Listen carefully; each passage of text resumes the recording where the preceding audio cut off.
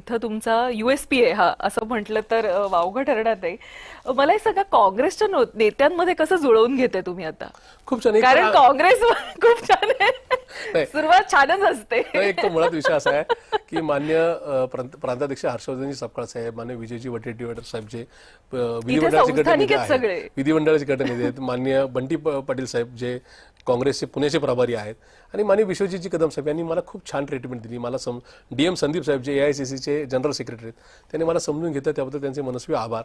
राहिला विषय शहरात, तर या शहरातल्या सगळ्या नेत्यांबरोबर महाविकास आघाडी म्हणून किंवा पूर्वीचा आघाडी सरकारमधला माझा खूप छान संवाद राहिला.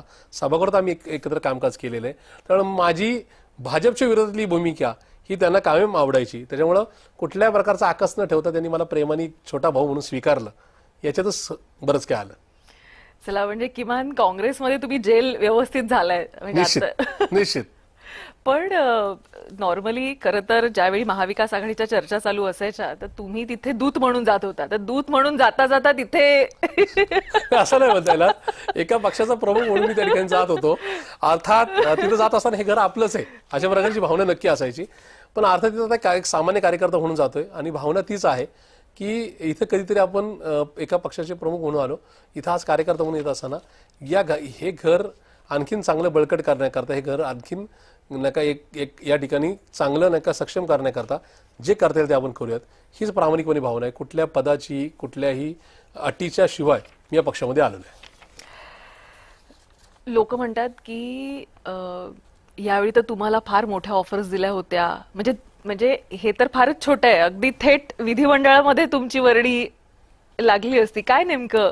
ही वस्तुस्थिती आहे की मला ज्या काही ऑफर्स येत होत्या की प्रशांत तुझं फायनली स्वप्न काय आहे, तुला विधिमंडळात जायचंय ना, मग ब कड ह्या प्रमाणे तिन्ही ठिकाणून मला जे काय ऑफर्स आले त्याच्याप्रमाणे कुठं उमेदवारी तर कुठं डायरेक्टली पद अशा प्रकारे तुला मिळू शकतं, अशा प्रकारच्या ऑफर्स क्लिअर होत्या.